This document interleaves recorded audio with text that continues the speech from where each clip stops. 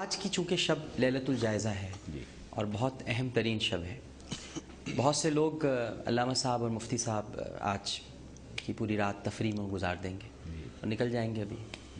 تو میں چاہتا ہوں جتنا ہم روک سکتے ہیں تھوڑا سا تو روکیں. جائیں ضرور، منع نہیں کر رہے، لیکن ذرا کچھ جائیں گے، جانا بھی چاہیے، لیکن ضرورت کی تحت جائیں اور ضرورت پوری ہوتے. اس لیے میں یہ پوچھنا چاہوں گا آپ دونوں سے باری باری کہ ایک تو اس رات کی ذرا فضیلت علامہ صاحب، اور آج کے دن یعنی آج کی شب کیا کرنا چاہیے مسلمانوں کو، کون سی عبادات کرنی چاہیے، اور پھر رمضان المبارک کے بعد اس رات کی کیا اہمیت ہے علامہ صاحب. بسم اللہ الرحمن الرحیم. کتب علیکم الصیام کما کتب علی الذین من قبلکم لعلکم تتقون. اصل میں ڈاکٹر صاحب جو روزے اللہ تعالیٰ نے ہم پر فرض کیے ہیں ایک مہینے کے، ان کی جو فرضیت کی علت اور سبب قرآن نے بیان کیا ہے کہ تمہارے اندر تقوی اور پرہیزگاری آ جائے. یہ ایک ریہرسل اور ایک ریاضت کا مہینہ ہے. 11 ماہ تک اس کے اثرات رہنے چاہیے ہماری زندگی پر، جو ہم نے رمضان المبارک کی برکات حاصل کی ہیں اور رمضان کے اندر عبادت کی ہیں. دوسرا حدیث پاک میں آتا ہے کہ جب رمضان المبارک آتا ہے، اذا دخل رمضان فتحت ابواب السماء ابواب الرحمہ ابواب الجنہ غلقت ابواب جہنم سلسلۃ الشیاطین، کہ رحمتوں کے دروازے، جنت کے دروازے کھل جاتے ہیں، جہنم کے دروازے بند ہو جاتے ہیں اور شیاطین قید ہو جاتے ہیں. یہ ہم رمضان کے شروع میں بھی آپ نے بیان کیا ہوگا سب کچھ. لیکن جیسے رمضان ختم ہوتا ہے وہ شیطان باہر آ جاتا ہے. سرکش شیاطین بالخصوص اس کی تخصیص کی ہے علماء کرام نے.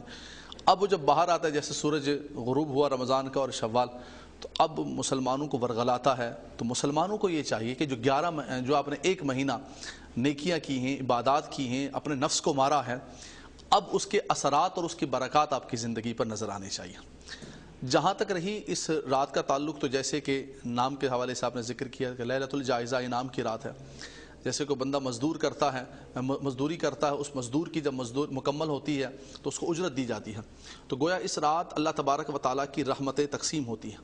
ہمارے یہاں سمجھا جاتا ہے کہ شاید یہ رات کو کم درجے کی ہے، اور ہمارے لکھا ہے کہ جن راتوں کے اندر انسان کو جاگنا چاہیے، شب بیداری کرنی چاہیے، اور جن راتوں کے زندہ رکھنے سے، بیداری کرنے سے اللہ تبارک و تعالیٰ اس کے دل کو مردہ نہیں ہونے دیتا ہے، فرمایا ان میں سے ایک یہ عید کی رات جو ہے، چاند رات ہے، یہ بھی رات ہے. لیکن بدقسمتی اور بدنصیبی یہ ہے کہ ہم نے شاید سمجھ لیا ہے کہ اب رمضان ختم ہو گیا، ہم پر نمازیں ختم، قرآن ختم، سب کچھ ہم نے اتار کر سائڈ پر رکھ کے اور ہم تاریخ روڈ بہادرآباد نکل آئے ہیں، اور ہم نے سمجھ لیا کہ اب بازاروں کی رونقیں ہمیں زینت بننا ہے. ایسا نہیں ہے. بازار ضرورتاً جاتا ہے انسان، لیکن حدیث پاک میں آتا ہے کہ احب البلاد الی اللہ مساجدہا وابغض البلاد الی اللہ اسواقہا. فرمایا اللہ تعالیٰ کی سب سے پسندیدہ جو جگہیں ہیں وہ مسجدیں ہیں، اور سب سے جو مغبوط جگہیں ہیں، ناپسندیدہ جگہیں، وہ بازار ہیں. تو بازار میں ہمارے علماء کرام، فقہاء کرام، محدثین کرام بازار میں اتنا جایا کہ تجارت بھی فرماتے تھے، لیکن اتنی کی جتنی ضرورت پوری ہو جائے. بازار میں کھانا، بیٹھنا، وقت ضائع کرنا، خواہ تفریح کرنا، یہ ویسے بھی مذموم ہے، اور اس مبارک و مقدس رات کے اندر تو بہت زیادہ مذموم. مفتی صاحب ماشاءاللہ بہت خوبصورت انداز میں حضرت نے اس کی تشریح فرمائی ہے. میں بھی اس سلسلے میں یہی عرض کرنا چاہتا ہوں کہ ہم نے روزے رکھے، اور بہت چھوٹی چھوٹی باتیں جو سنن سے بھی چھوٹی مستحبات ہیں، ان کی بھی ہم نے رعایت کی، اور نوافل کا ہم نے بہت بڑا اہتمام کیا، اور روزے رکھے. اپنی بہت بڑی بڑی خواہشات کو ہم نے ترک کیا اور مجاہدہ کیا، محنت اٹھائی، اور اب انعام لینے کا وقت آ گیا. آخری وقت میں ہمیشہ مزدور کو مزدوری دی جاتی ہے، تو ہماری مزدوری بھی اسی وقت ہے. تو ہم بعض دفعہ ایسا اتنا عجلت پسند ہوتے ہیں یا عجلت کرتے ہیں کہ وہ مزدور کی مزدوری ابھی نہیں آنے پائی ہوتی کہ ہم سارا کیا کرتا اپنا خراب کر دیتے ہیں. روزہ برائے روزہ تو مقصود نہیں ہے. اللہ تعالیٰ کو بھوکا پیاسا کسی کو رکھ کر کچھ فائدہ حاصل نہیں ہوتا.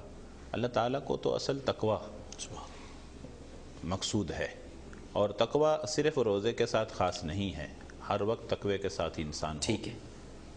لہٰذا اسی وجہ سے آپ صلی اللہ علیہ وسلم نے ارشاد فرمایا من لم یدع قول الزور والعمل به فلیس للہ حاجتہ ان یدع طعامہ وشرابہ، کہ اگر کوئی آدمی ایسا ہے کہ وہ قول زور، غلط بات، غلط کام کو نہیں چھوڑتا، اور محض وہ روزے کو اختیار کر لیتا ہے، تو ایسے روزے کی ضرورت اللہ تعالیٰ کو نہیں ہے کہ وہ اس کو بھوکا رکھے یا پیاسا رکھے. بالکل نہیں ہے. اس کے لیے ضروری ہے کہ وہ باقاعدہ تقوی کی زندگی گزارے. ٹھیک ہے. تو میں یہ سمجھتا ہوں کہ اللہ تعالیٰ نے جو ہمیں عبادات کا اس موقع پر فائدہ اٹھانے کا موقع دیا، ہمیں اپنی ان عبادات کا تحفظ کرنا چاہیے. بالکل صحیح. اور اس طرح بے دریغ ہو کر ہم فوراً نہ لوٹ پڑیں.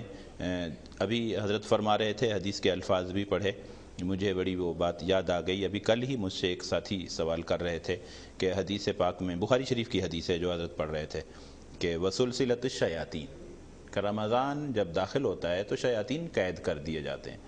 تو وہ فرما رہے تھے بھائی کہ بھائی اس میں تو ہم پھر بھی برے کام کر رہے ہوتے ہیں. ہم دیکھتے ہیں رمضان میں بے شمار برے کام ہو رہے ہوتے ہیں، جبکہ شیاطین تو قید ہو گئے، تو پھر یہ کون کر رہا ہے؟ تو میں نے کہا کہ بھائی بات یہ ہے کہ ہم یہ کہتے ہیں نا، بد سے بدنام برا. شیطان بیچارہ بدنام بہت زیادہ ہو گیا ہے، اس وجہ سے ہر بات ہم شیطان کی طرف منسوب کر دیتے ہیں. شیطان سے ہٹ کر اور بھی بہت ساری چیزیں ایسی ہیں، بیچارہ پھر بھی نہیں ہو منوس. ہاں یہ بتا. تو اور بھی بہت ساری چیزیں ایسی ہیں کہ آزاد ہو گیا بیچارہ، تو کہلوا دیا آپ سے. تو ہوا یہ کہ سب سے بڑا دشمن تو ہمارا نفس ہے. صحیح بات ہے. نفس ہے جو اندر کا دشمن ہے. بیرونی دشمن اتنا نقصان نہیں پہنچاتا جتنا اندرونی دشمن نقصان پہنچاتا ہے. یہ جو نفس کی ہم قسمیں بیان کرتے ہیں کہ نفس امارہ ہے، نفس لوامہ ہے، نفس مطمئنہ ہے، تو یہ نفس امارہ کیا چیز ہے؟ بالکل ٹھیک ہے. یہ رمضان میں بھی گناہ کرا رہا ہوتا ہے، غیر رمضان میں بھی کرا رہا ہوتا ہے. بلکہ عجیب بات بتاؤں ڈاکٹر صاحب، اور پھر 11 مہینے کی اس کی محنت بھی تو ہوتی ہے. شیطان جو ہے ضدی نہیں ہے. شیطان کے پاس آپشن بہت زیادہ ہیں. وہ اپنا پتہ کھیلتا ہے، ایک ڈالے گا، اگر اس کا داعیہ پیدا ہو گیا، اس نے گناہ کر لیا تو ٹھیک ہے، نہیں تو وہ دوسرا گناہ اس کے آگے ڈالے گا، نہیں تو تیسرا ڈالے گا. ضد نہیں کرے گا.